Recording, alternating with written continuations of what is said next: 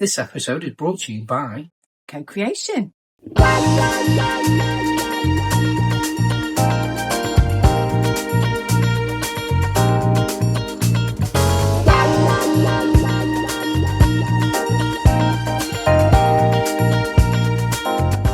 Welcome to Leadership Actually.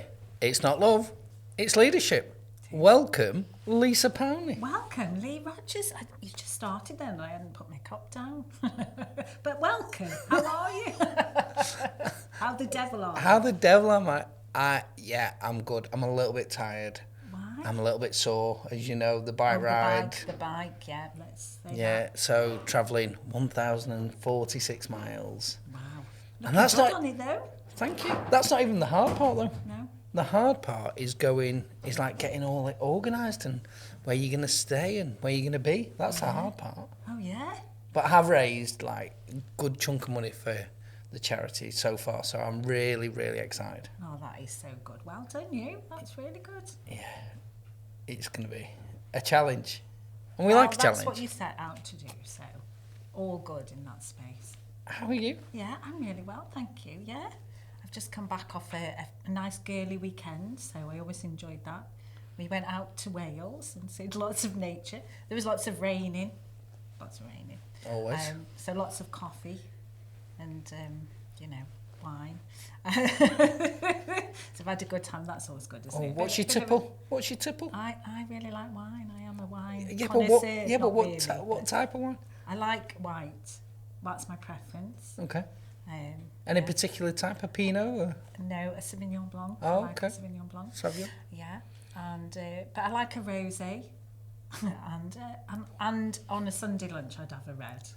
So you like wine, you like white, you like rosé, and you like red. Okay, Yes. we'll get in there. That's it. So yeah, so we did lots of that, and it's always nice to have a bit of a grown-up reset. Oh, Yes. lovely. So yeah, come back invigorated this week. I love that. That was good. Well, I've got a bit of a messy question for you today. Oh, come on then. So, when have you had a pressure moment where you really felt it, where it didn't quite go to plan, and you've had to perform? Wow. My gosh, there's been quite a lot of that in my messy moment, pressure moments. I think the biggest one was I was running a conference in an organisation, and the CEO was meant to do a part of the opening and do part of it, and he dropped out. And so I had to step in. And obviously I had no plan, no view of I was organising it. Somebody suggested that, I think it'd be really good if you did that. And I really felt the pressure, not, one, taking over from a CEO and stepping in and doing that work, and not doing it to plan.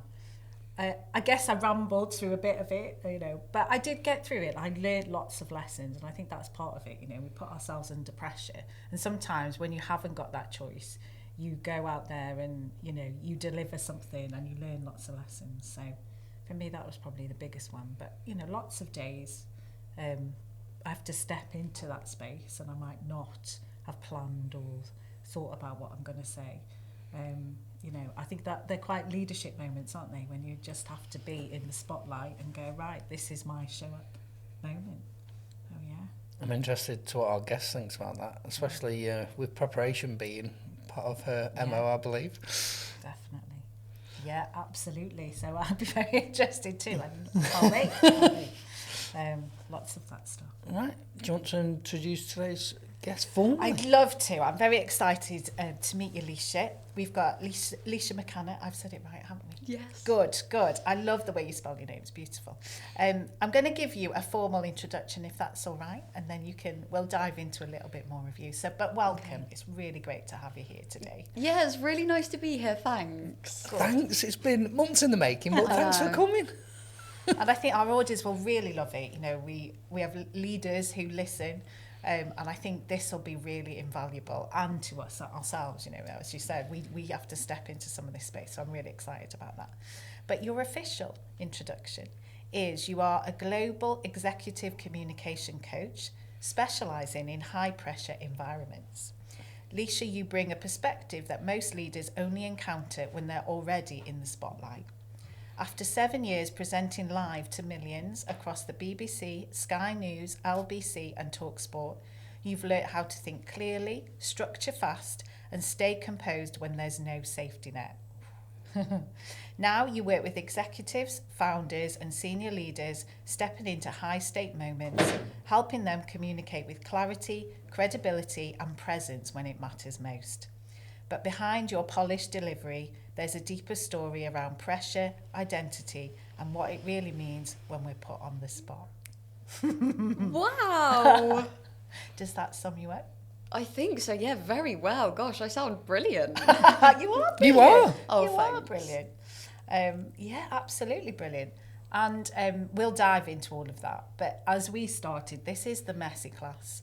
And we do embrace the falling over and the messiness Yeah. because I think we learn lots of lessons from that space. So if it's okay, we'd like to start with your messy question. So I'm going to ask you, in the environments where there's no room to hide, and you've been in lots of them, can you share a moment where something didn't go to plan, where you felt under pressure, maybe wobbled, or learned something about yourself you didn't expect? Yes. So, yeah, I've been thinking about this question.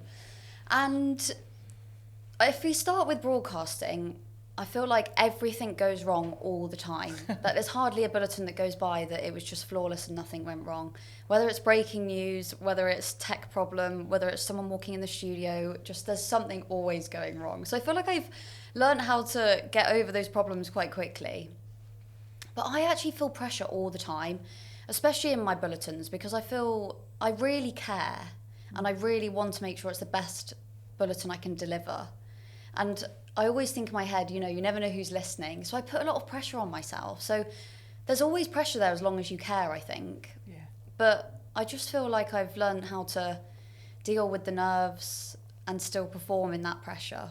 But then especially swapping over now to the business side of things, I feel like I've wobbled loads in terms of the last year. The first time I'm doing this, the first time I'm doing that, it's the first time I'm doing this, the first time I'm teaching this. So it's a lot of firsts in the first year, obviously. Yeah. So, yeah, I feel like I've had loads of little wobbles and thinking, oh gosh, can I do this? Can I not? But yeah, the last time that I probably really, really felt pressure was, I remember only last year, it was just quite a normal story, just a minister stepping down, Angela Rayner, Yes. last year, maybe October, November was it? And we'd been waiting for this story to drop that she was resigning. So we'd waited and waited and waited. And you normally go into the studio about 55, so 5 minutes before.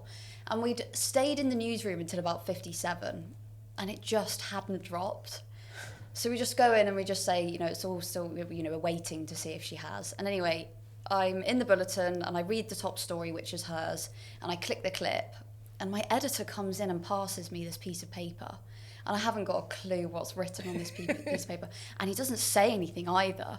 So I grab this piece of paper and I look at the time of this clip and I've got 5 seconds left of the clip. So I look down at this piece of paper and I don't even have time to read what's on it. I just whack the mic up. And at this point, this is the pressure. My heart's beating so hard, it's coming through my ears. And I'm sweating because I'm live. I'm live to millions of people and I don't know what I'm about to read. There might be a word on there that I don't know how to pronounce or something. And I looked down and it was, Angela Rayner's now stepped down. And obviously that brings loads of pressure as well because now I've said this sentence, the bulletin is exactly 2 minutes. So now that I've said this sentence, I know that now my bulletin's going to be over. So somewhere live reading, I've got to cut things out so that I still finish on time. And I think when there's a story like that, you just really want to get it right and you don't want to fluff your words and you don't want to say something wrong. So I feel like that, thinking yesterday, I feel like that was the last time that I really had a lot of pressure inside. I can feel it. I feel it as you said that story. My God, I don't know, that is absolute pressure. How do you do that? How do you know in live how to cut the words out? Have you got a timer? How does that work? Yeah, so when you go into your bulletin, your back time, so like let's say there's 6 stories, so the last story, you know, I'll time it and it'll be, let's say, 7 seconds long. The story atop is above that is 10 seconds and the story above that's 30. So I can see when I'm reading that if I hit a story at 1:47 and I should be reading it at 1:49, let's say, I know that I need to slow down slightly. Yes. But that's the one thing I struggle with. Lots of people in the world of business, they talk in sentences and words, whereas I talk in time. And I know how much I can say in time, but I wouldn't know how many sentences that is. I don't know if that quite makes sense. I work in time rather than words. It does absolutely, because on the radio, they're constantly the back time of when they need to finish the segment to then play the last song before then the news kicks in.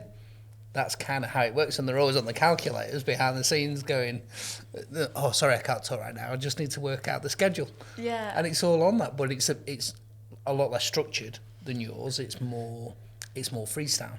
Yeah, and like especially at Sky, you're giving bulletins to all these other stations. So, you know, LBC or Capital or KISS or whatever it is, you're sometimes delivering their bulletins. So you can't just be, you know, 1 second over or, you know, a couple of seconds under. You have to end on time. Yeah. And there's no room for any mistakes there. You have to end. So you have to make these adaptations as you go through live. And when that's going through your head, oh my gosh. I remember just finishing the bulletin being like, I can breathe. I did it. I think though that's such a valuable skill that, you know, we haven't got in business. You're right. Like, and we need it. There's lots more. We need to be more structured around time rather than sentences. Is it something that comes from experience, or is that a method that you would teach in part of what you do? Yeah, so I'd say I've just learned it over time as a broadcaster, but I'd say I've had a couple of CEOs come to me now saying our meetings are just running over and over and over and over, and we're wasting so much time.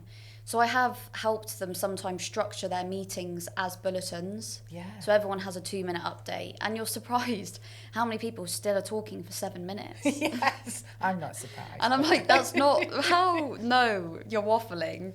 And just being able to restructure it there for their time to save time, because quite often, especially in these meetings, they're giving context and background that nobody really needs, and I just help them structure it a bit more like a bulletin. So that's one way that it's moved over. Oh, I love that. I think we could all do with some more of that. Yeah, and I just want to pick up, because you've said, you know, like the messiness and the first. I actually, because I've followed some of your Instagram stuff, there's so much inspiration that so many people will get from that, and your honesty around it. And I love the insight that you give people into your world. You know, so there's a little 8-year-old girl sat there. I have got no doubt that Ella will be inspired in the future from what you do, what you say, and how you do it. And I genuinely, I just want to, you know, I know you broadcast to millions, but it's also what you do for younger people and how you're inspiring them for the next future broadcasters. Oh, yeah, that's really nice. Yeah, I do get some messages from young people doing their GCSEs or A-levels, and they say, oh, can you fill out this form, and can you do this, that and the other? And I remember asking broadcasters and journalists to do that, and I remember the ones that said yes and the ones that ignored. So I try my hardest to answer all of them and help, because it is really nice that they're following and that they would want to go into the industry. It's a great industry. Yeah, absolutely. So how did you get into it? Tell us your backstory. How did you get to where you are today? Give us a bit of a tour. Okay, so yeah, I'd say one really important thing, which has nothing to do with broadcasting or the business, but is really important for part of my character, is that I was an elite gymnast. So I feel like that's a massive part of me, and I started that when I was about 7 and competed to a high level until I was about 16, 17, and then I had a knee injury. Oh. I know, really frustrating. But I still carried it on for fun at university. But yeah, that was just huge. The skills that gymnastics gave me, you know, resilience, motivation, working towards a goal. And it's really similar as well with gymnastics in terms of business as well, how they always say it's not an overnight success. And I feel like I learned that with gymnastics. You can drill a skill for a year before you compete it. So I feel like that's really helped me with patience as well. Yeah. So after being a gymnast, I went to university. So I went to Portsmouth. And if I'm truly honest, I'm not very academic. I struggle with written work and, yeah, just not very academic. So I went into quite a practical course. It was television and broadcasting. where obviously there was a load of essays you still had to do, but some of it was, you know, live radio broadcast, TV broadcast, where you actually got really stuck in. So I picked that course for a reason, and it was just the best place I could have ever gone. I loved it. And then from there, I went and worked at Sky, straight from Portsmouth. I went into a scheduling role, so it's where you like schedule the programmes for Sky. Yeah. And it was there that I kind of realised I wanted to work in TV, but I didn't want to be this side of the TV. I obviously wanted to be the other side. So I met someone at Sky Sports and just asked them for 5 minutes. And they kind of said, if you wanted to be a journalist, you kind of need to have an NCTJ, which is the national accredited qualification. Especially Sky, they really like being properly trained. So I left Sky and went to St Mary's in Twickenham, a university, and did a master's in sports journalism. And did my NCTJ there at the same time. It was a diploma. So I did that for a year, and that actually got cut short a little bit because that was during COVID. So we all got sent home and did our exams at home, but it was fine, it worked.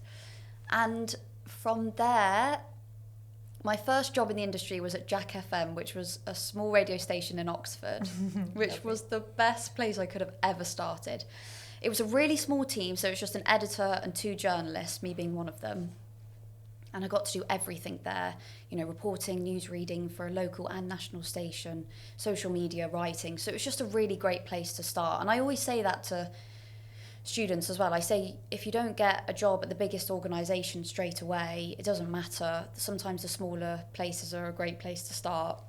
So from there, I went freelance for a little bit at the BBC, at some local stations around me. Then I went to Global, which was for 2 years. That was a really cool place to work, especially at the age that I was.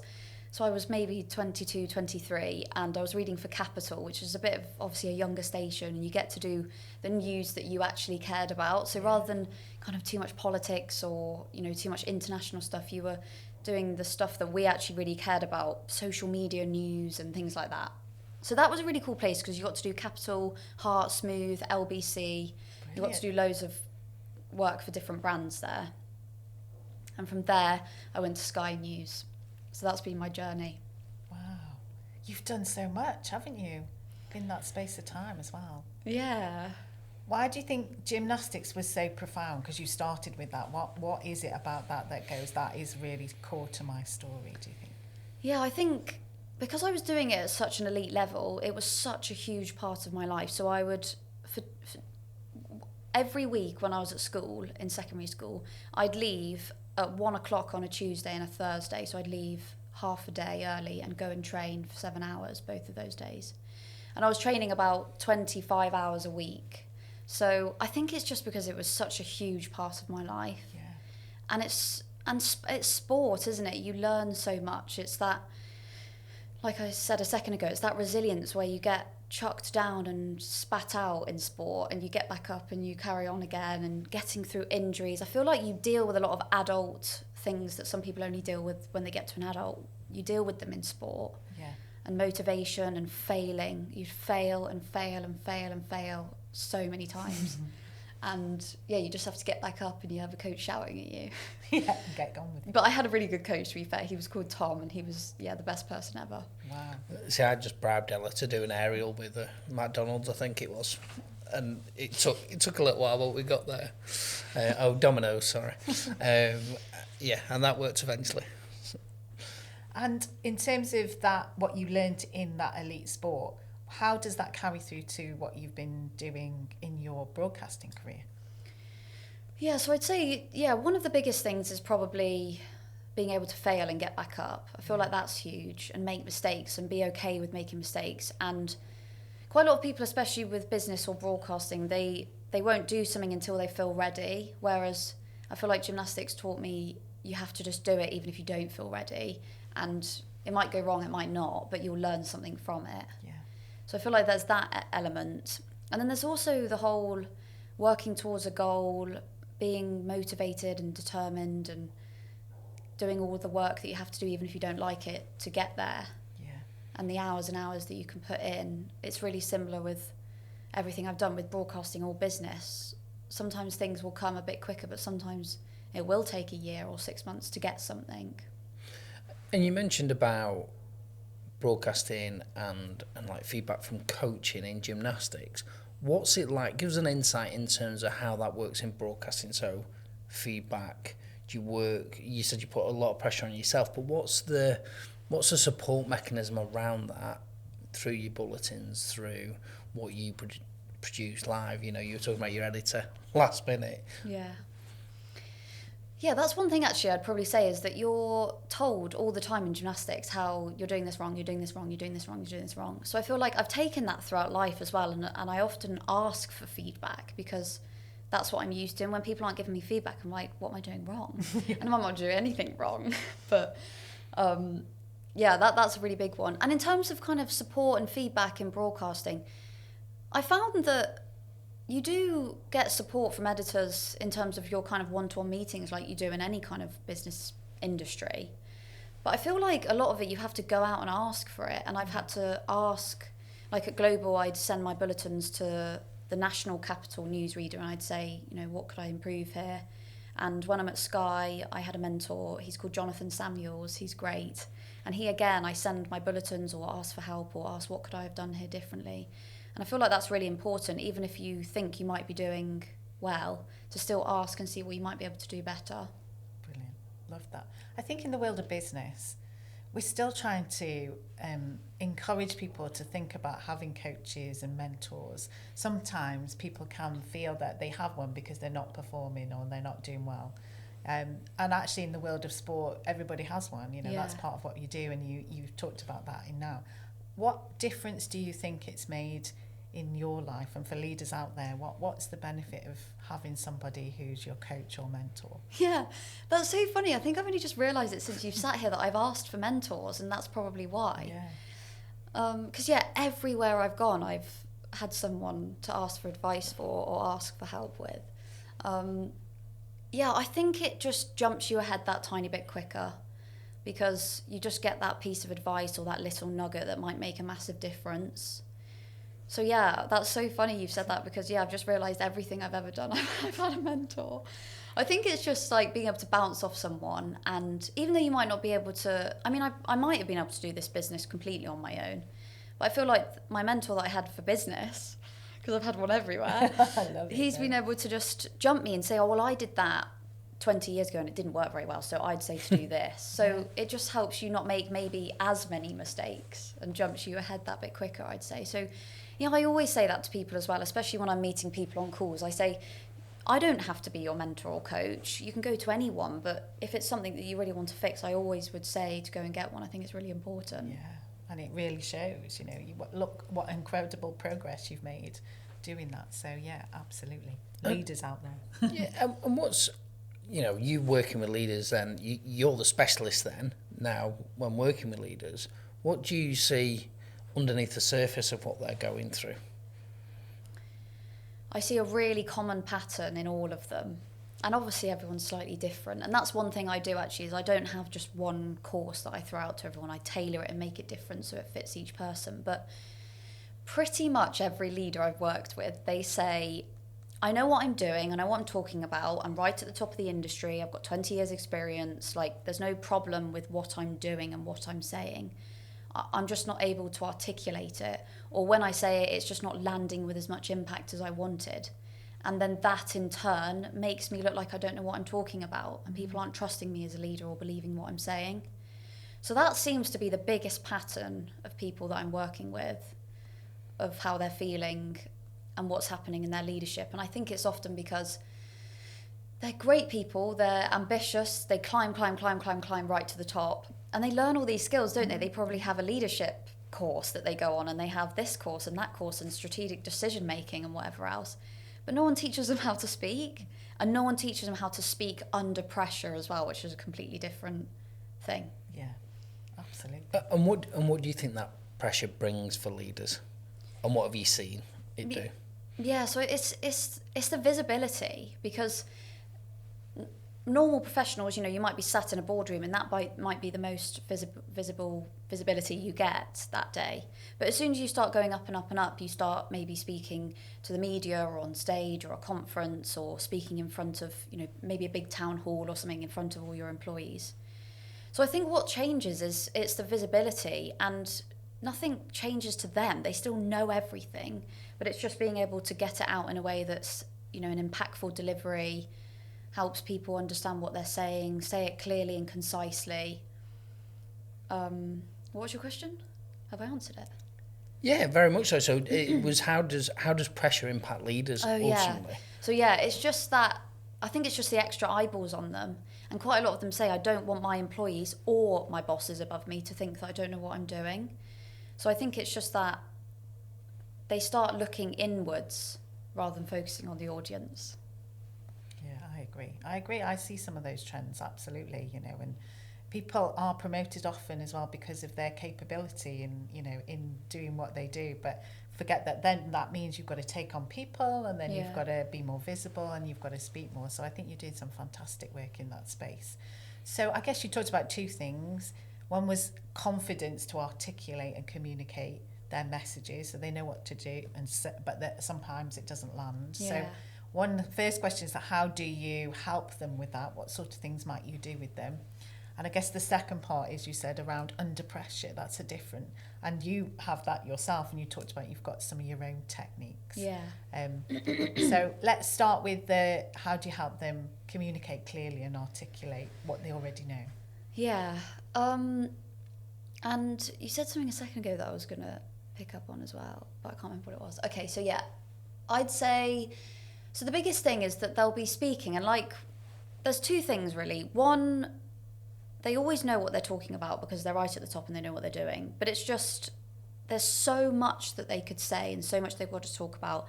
They're really big experts that they don't know what direction to go in. Yeah. So quite a lot of the time they'll go down one point and they won't really finish it, and they'll go down another, and then they'll go down another, and then they'll go back and finish that one, and then they'll go down another one, and it's just messy.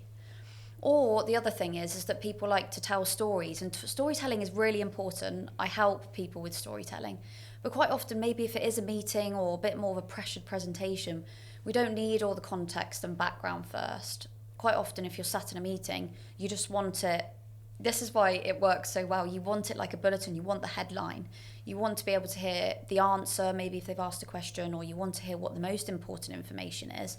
And then you can go into the context or explain your thinking and the background of why you've done it. Yeah.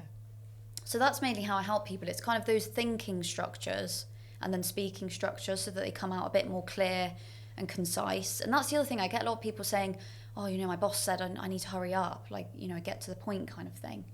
And it's just because they would have given all the detail first and then got to the point right at the bottom here when everyone's switched off already. So if you can try and capture them first in that headline, a bit like a bulletin or like an article, and then you can go into more detail. So that's how I'm helping people with messaging. But there's different types of structures as well. Like there is one for storytelling because that's still important, and there is ones for maybe when you're put on the spot for a question, that kind of thing. Brilliant. That's really resourceful. And you seen any difference? So now stepping in the world of business, have you had any real positive stories that you are really pleased and proud about? Oh my gosh, yes. I've had quite a few, yeah. There's one that sticks out. I had actually one a couple of weeks ago that just said to me, you know, I can do all these things now. I can speak to the media, I can hold this town hall, I can speak to board members. But he was like, I actually just feel better. I don't feel as sick, and I don't stop sleeping 2 or 3 nights before I have to speak now, which I think is the biggest result that you could get, is just making someone feel better. That's great, because we should enjoy speaking. We're humans. That's how we connect. So I want people to try and enjoy it. And yeah, so there's one that really sticks out to me, and he was a CEO of quite a big clothing company, and he came to me and said, I don't give my team meeting updates, I turn down podcasts, I don't do them, and I'm hiring the wrong people because I'm a bit too nervous to ask kind of difficult questions in interviews. So I took him through the broadcast confidence method. That's what I run, and we drilled things around confidence and pressure, like you mentioned a second ago, that kind of voice authority and presence, messaging. And I just drilled it as well, because I always say that speaking is a practical skill. So I got him in a podcast studio. Oh my gosh, he was dreading it. He hated me. I got him in a podcast studio and helped him get some sound bites, get talking in front of a mic, in front of a camera, and we did that a couple of times. I got him in a conference room and got him standing up in front of, I mean, it was just me, but got him to the top of a conference room.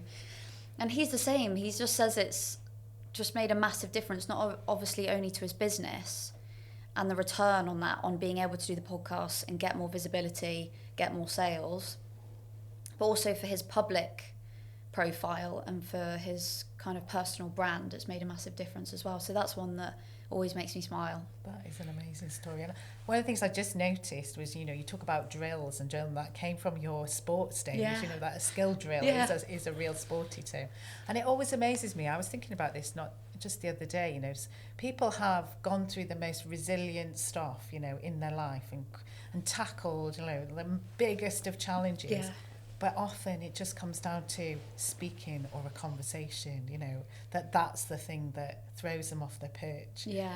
It's quite an amazing thing, isn't it, that how scared people get of conversation and speaking. Yeah, and when I started, I Googled it, and it is actually one of the biggest fears in the world. Yeah. Like, more people are scared of public speaking than they are dying. Yeah. And I think that's crazy. Like, It's crazy. how? But I see it all the yeah. time. But you're in that world though, and you're that specialist, aren't you? So if you're in your happy place there, because that's what I think of. I think, you know, are you in your happy place? And the more times you're in that space, or you've got more experience of it, the easier it becomes. So if you're not going to put yourself there because of the fear of public speaking, then you're not likely to get that amount of experience. I love the fact that you've drilled someone not long ago. It's great. Do it again. Yeah. But in terms of that, what's the balance between prep, which I know you're a big fan of, looking at your socials, versus kind of in the moment, and you know, as leaders having to, you talked about before, Lisa, having to be reactive in the moment. Yeah, that's really important, because you can do preparation, but you might not get asked those questions, or you might be, especially as a CEO, you might be, you know, an hour away. You need to go and stand up on stage and tell everyone what's going on, and sometimes you're just not going to be able to have time to prep. But that is something that I do. I mean, most often people know that they're going to have a presentation or whatever it is, 2 weeks, 2 months in advance. But I help people with kind of a 15-minute emergency prep as well. So we have a longer one and a shorter one, so that when they do get put on the spot like that, they can get as ready as they possibly can. But with prep, I mean, it's not hours and hours. I don't believe in that either, and I don't believe in sat trying to learn lines, but just trying to be, you know, have bullet points, have a rough idea even of what you're doing.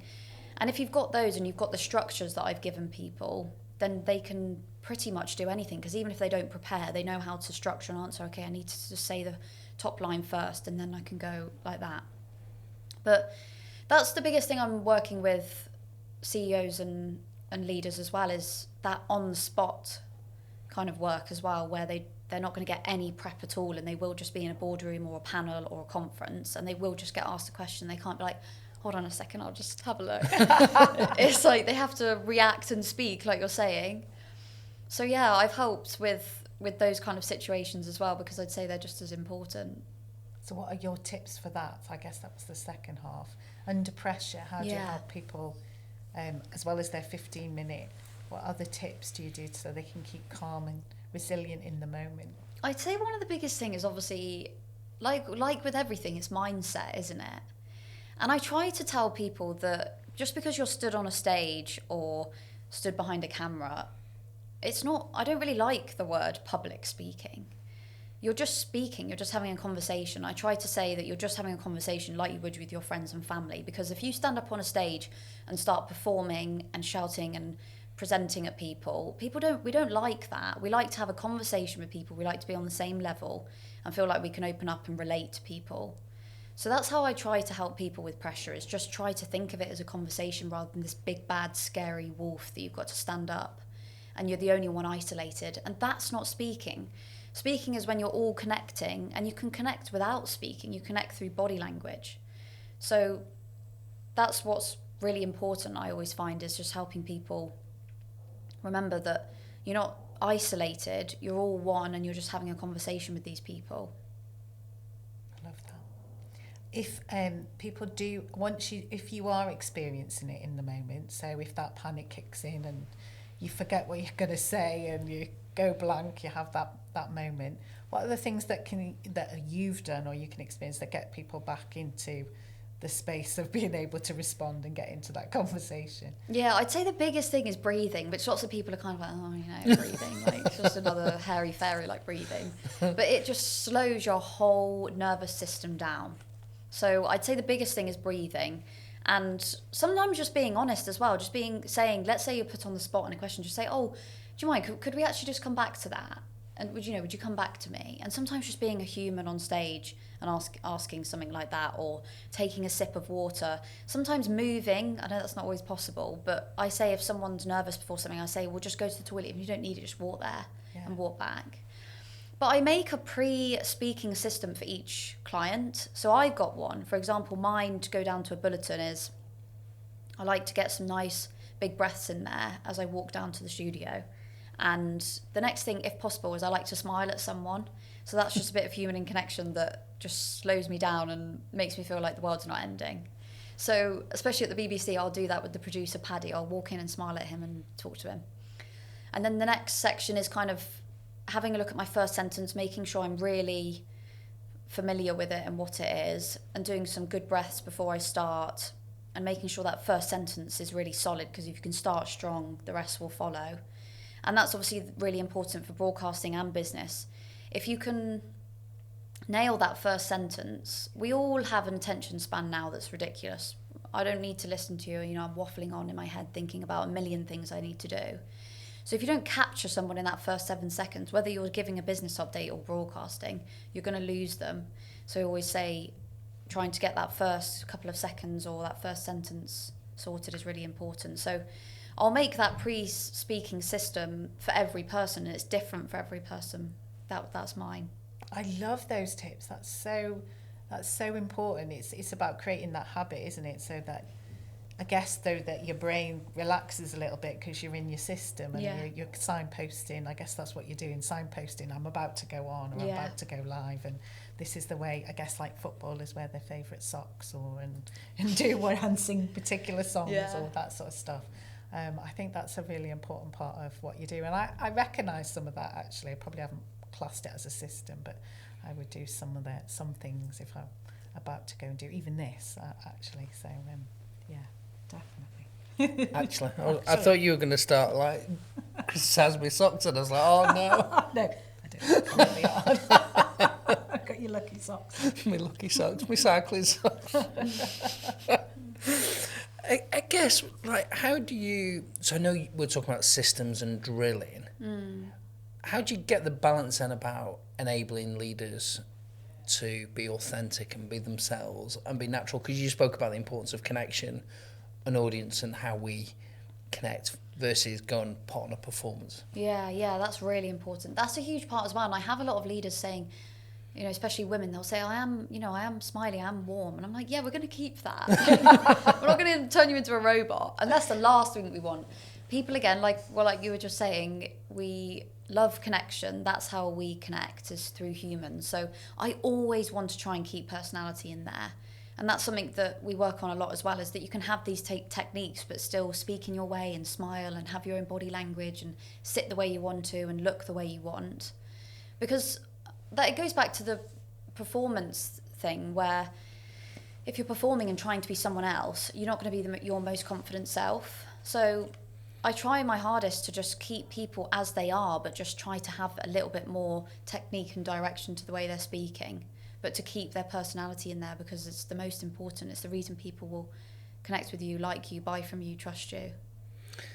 And it's a slight aside, but it is linked to sport. Like, I know at the minute I'm going through golfing lessons. Please don't tell your mum. And the conscious thought in it all. So before, I wasn't very effective, but I knew I could do it subconsciously. Like, unconsciously, I was in my moment. It was a body movement. The coaches now started putting me in all sorts of different positions, and I'm thinking about it unconscious. But I know it looks completely different. It's a lot harder. So how long, I'm really curious around how long typically, and I know it'll vary, but ballpark, how long does it take to get to that space where people are feeling, taking on techniques, starting to be their authentic self, being drilled in this Yeah, so the program I session? run is typically kind of 6 to 8 weeks. So it's kind of a 2-month transformation. And it's because it's not just learning those techniques. You're quite often, especially with CEOs, you're actually changing behavioural habits, the ums and the looking down and the fidgeting and looking around, and I have to snap them out of this. So, God. She said very drilly, didn't she, there? So, what was the question? Yeah, just like how long does it take to transition? Yeah, so yeah, I'd say it's a 2-month transformation. And like you're saying, sometimes people say, I've only got time or money for 3 sessions. And I don't do very many of them, but I'll do the odd one and I'll say, you won't get the full transformation, but you'll learn 2 or 3 things and that will still really help. So yeah, I'd say it's the 2-month situation, because the other thing is that I've had clients say, oh, well, I went into the meeting and I tried to get rid of my ums, slow down my pace. I tried the messaging structure, but I just couldn't do any of it. I couldn't do this, or this. And I said, well, slow down. We just need to try one thing at a time. So that's why, let's say the first session we'll work on some pace and getting rid of fillers. We'll work on that and then we'll just try that in the meeting and that's it. We won't worry about the waffly messaging yet. Let's just focus on that. And I just get them doing one thing at a time, changing one thing at a time. And we practice their real life scenarios as well. I'll say, when's your next meeting? Oh, it's Monday. Well, what are you going to say in it? And we'll do that meeting. Okay, well, I was going to word it like this and do this, this and this. And I'll say, well, that wasn't quite the framework. How else could we do it? And then we've practiced it and then they can go in and do it. So I want them to practice with me, get it wrong with me, have fun with me, and then they can have the confidence to go and do it out in the big, bad, scary world. Because that's the biggest part, is that people will learn, and I don't want them to feel like they can't go and do it. Yeah. So that's why quite a lot of kind of the practice and the drilling happens, because I want them to be able to feel like they can go and be comfortable and confident enough to go and do it in front of their boss. And it seems to me, particularly in the leadership stakes in this, it's not only fear of public speaking or presenting, it's actually what's at stake. Yeah, that's it. Visibility. But it's because it's reputation. It could be like you said earlier on. Ultimately, do you believe in what I'm saying? Yeah. Am I capable? Am I credible in this space? Do you trust me? It's all that going on versus like the technical element. What relationships have I got in a room? Yeah, and I think that's it as well. They say, I'm thinking about my message and I'm thinking about, do they understand what I'm saying? My voice is cracking. I didn't give very good eye contact when I first walked in. I wonder if they understand what I'm saying. Do I need to include this? Is my boss Gary looking at me and the whole team's watching as well? Do you think they understood?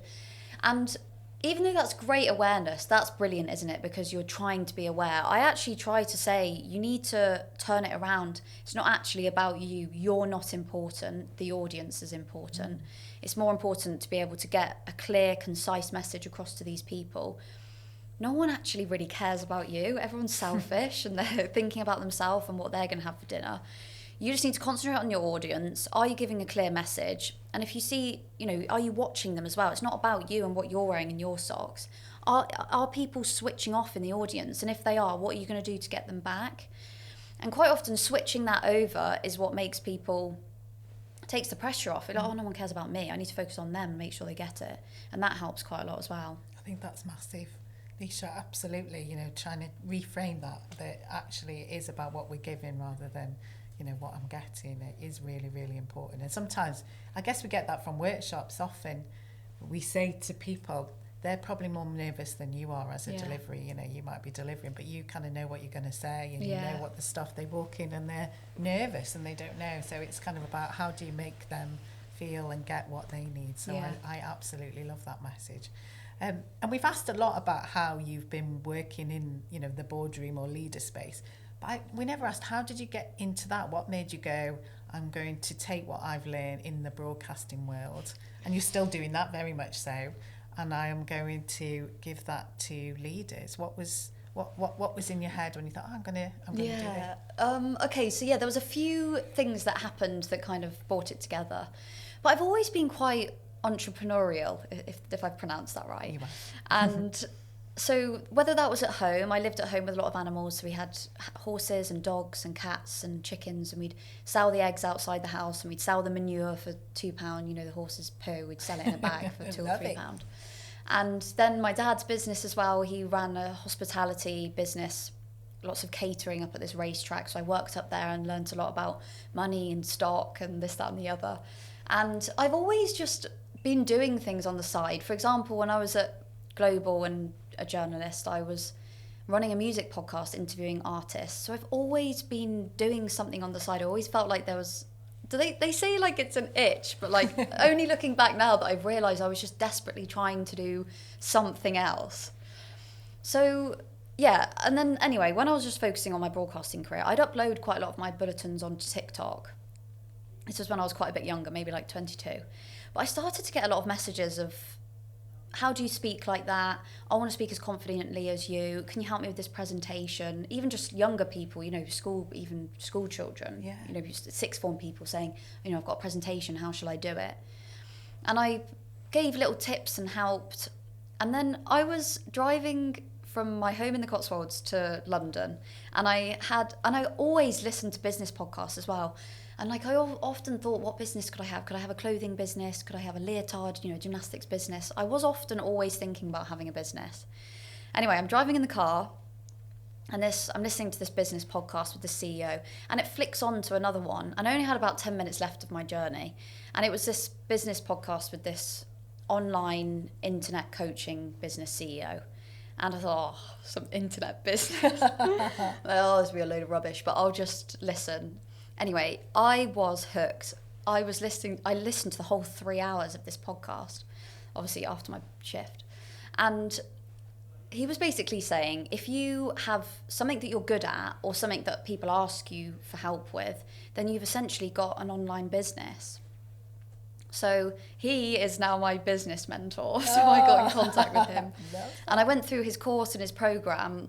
And I just thought, gosh, if I can speak, surely I can help other people speak. And I didn't quite know where it was. When I started it properly kind of a year or so ago, it was more, I was not quite sure if I wanted to help people with nerves or did I want to help people with presenting, as in like getting into the presenting space. I wasn't quite sure what it was. But the more I went through and learned, the more I realised was the broadcasting skills were really mirroring the high business leader skills. Yes. So that's how it came all together. And yeah, I worked with that business mentor and yeah, he helped me get it set up. I just wanted if I was going to have a go at something, I wanted to make sure I had the best possible setup and just learnt as much as I could to make sure I set it up and gave people the best experience possible. So yeah, that's why I got in contact with him and how it all started, really. Brilliant. What an inspirational story. I love that, Lisa. I wasn't expecting that. Oh, really? I love it. And so where are you taking it next? Where would you like this part of your itch to go? Yeah, so it's definitely itching. It's burning me out now. So. That often happens. I work a lot, but I love it and I can't stop. I absolutely love it. So yeah, I'm doing as much as I possibly can. I'm taking on as many clients as I possibly can, and it's reached further than I ever thought. You know, I've got a client in the Middle East, in Saudi. I've got one in Malta, in Australia. So it's gone further than I ever even thought, to be honest. But yeah, I'm just going to keep at it, keep going, and just try and keep helping as many people as I can. Brilliant. Well, you want people to enjoy speaking. I think that was a real purpose, and I think that's important, you know, and the more people and the better conversations and the more messages land, actually it can change a lot in the world, can't it? You know, it can really make a difference. So I think if we all spoke a bit more, then we would solve a lot more problems in the world. And when it doesn't go right for leaders, because we've talked about getting them to, you know, more articulate, hitting headlines, being concise. What do you see when it's not working, you know, maybe at the start of that process? And what are people telling you other than, oh, I'm just not necessarily considered capable? I think, like I was saying with speaking being a practical skill, a bit like gymnastics, you're gonna do 100 competitions as a gymnast, and let's say 20 are gonna go wrong. And I think that's one thing I have to help people with as well, is that just because you've learnt all these things and I've helped you feel more confident, it doesn't mean you're gonna go up there and have a good day. You are still gonna have days that just haven't gone well, and you've forgotten what you've said, and you didn't sleep well because of something else. And it's about just learning that you can, you know, you are enough, and if you're trying your best and doing the best you possibly can, then that can be enough. But yeah, so it is just how it is. Sometimes it's just not going to go that way. And I'm often hearing it in the early stages when I'm working with CEOs, because I think it's because they're keen, they work hard, they want to learn fast. But it's just a bit of a longer behavioural change really with speaking and being confident, and it's not going to come straight away. And the biggest thing I'd probably say is, that's the other thing I hear from CEOs. They kind of say it in a bit of a blasé way. They say, I'm a bit scared of speaking, or I don't speak very well. I don't know why. And I say, well, obviously I know why, because you don't do it enough. Like, you've moved up to the CEO position or this director position, and you might have done 20 speaking engagements, but in your 20 years of experience, that's nothing. Yeah. You're not doing it enough. So it's just that it might be that you do 3 or 4 engagements after me and they're not quite right, but if you keep working, you're going to get better and better and better. And that's the problem, is no one's doing it enough. You do enough meetings, but you don't do enough maybe presentations or speeches or media interviews. You don't do a media interview every day, do you? No. So people are saying, I don't know why I'm not good. And I'm like, well, you've got no practice, which is a big problem. It's hard to practice, but the more you do it, maybe hire a podcast studio or something and try and get practice as much as you can. So I remember you've just brought it to life for something there. So I remember being in this meeting, public consultation, and I was the lead head of an organisation, and one of the members of the public said, oh, and I'm a Sky journalist, happened to be a parent as well. And all of a sudden, her just saying that, absolutely like alert. I was like set up, and it just changed the dynamic, and it was really interesting because I just noticed within myself around, you talk about techniques and tools, and I'm going, right, I've got to be on point, I've got to say everything right. And she was like taking copious notes. I'm going to be quoted, and it just so the point was, you saying, leaders don't do this often enough. Yeah. It really made me think, and I definitely changed and tweaked a little bit in that moment. I know I did. Yeah, and it's hard. They're being hard on themselves. Like, they expect to be good and they haven't practiced something. So I always try to help them with that. Yeah, And help them rephrase the question that's asked, right? Yeah. Isn't that one of the big tips? Oh, God. the summary. Oh, Laoishe, we could talk to you all day. I think you've already given everybody some amazing tips, and you are personally such an inspiration. You have done so much in your career so far. I love your entrepreneurial spirit as well, and, facing into senior leaders and CEOs, and helping them make a real difference, regardless of status and age, is, it goes beyond boundaries, doesn't it, in helping people speak. And I think you're absolutely phenomenal in that space. So I implore everybody to watch and follow what you do, because it's been absolutely fantastic. So thank you. I've really, really enjoyed talking to you. And how do people follow your socials and where you show up? Yeah, so, I've got an Instagram account and a LinkedIn account, just both my name, just Laoishe MacCana. I mean, it's spelt a bit odd. Irish it is, so yes, there's a few vowels in there. Just follow me on both of those, and then you can go through to a landing page that I've got as well, that there's a video there that explains a bit about what I do if you want more information. Brilliant. Amazing. So the question that we always ask our guests at the end of any show is, who can we get in the hot seat where you are now that's like really inspirational in terms of leadership? I'd probably say it's my business mentor. I knew you were going to say that. Yeah, so he's called William Brown. And I just think he's great, and he's helped me loads, and he's so successful himself. I hope if I can be even 10% of his success, then I'll do well. So I am sure you will. I am sure. That's a great name. We'll definitely follow up on that. And you're gonna have to help us get him there, right? Of course. We'll get you to do intros for us. Oh, that's amazing. Genuinely, it has been an absolute pleasure and a privilege to be talking and getting your wisdom and insight. I have got no doubt that lots of leaders can take just so much, like maybe one snippet of all the advice you've given today to help them at whatever level they're at. I know you've talked about CEOs, but this is all the way through, isn't it, in terms of having to present and being in the spotlight, I guess. Yeah, thanks so much. Yeah, so it's been so nice to be here, and it's been such a nice conversation with you both, so thank you. Good. We've absolutely loved it. Been great to have the conversation. Keep going, keep doing it. Oh, thank you. Take care. So as ever, thank you for watching and listening. Leadership Actually. That's the end of this episode. As always, like, follow, subscribe. and see you next time. See you next time. Thank you.